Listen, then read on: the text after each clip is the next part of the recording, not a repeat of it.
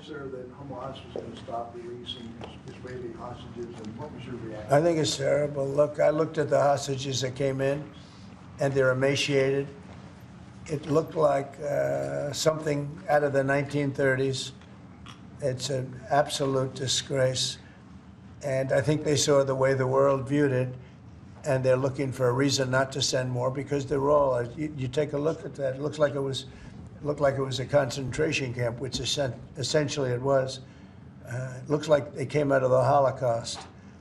And what a sad thing. One of them was a young man, good-looking guy, a little bit heavier than perhaps he could have been, and now he looks like he's not even recognizable.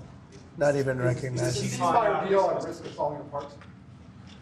Look, I can tell you that those people have been badly hurt, both mentally and physically. I'm talking about the young women that came out also previously.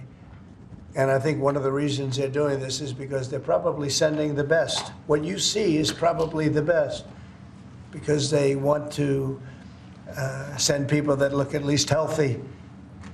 And that's not healthy. These people have been badly hurt. They've been interviewed by our representatives. They've been interviewed by Israeli representatives, and they're really hurting. They are really hurting mentally and physically.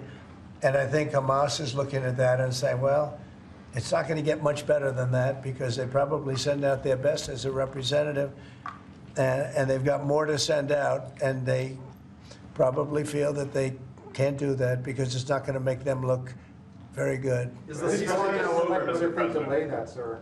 Should the ceasefire then be off? Well, I would say this, and I'm going to let that because that's Israel's decision, but as far as I'm concerned, if all of the hostages aren't returned by Saturday at 12 o'clock, I think it's an appropriate time. I would say cancel it and all bets are off and let hell break out. I'd say they ought to be returned by 12 o'clock on Saturday, and if they're not returned, all of them, not in drips and drabs, not 2 and 1 and 3 and 4 and 2. Saturday at 12 o'clock, and after that, I would say all hell is going to break out. And I don't think they're going to do it. I think a lot of them are dead.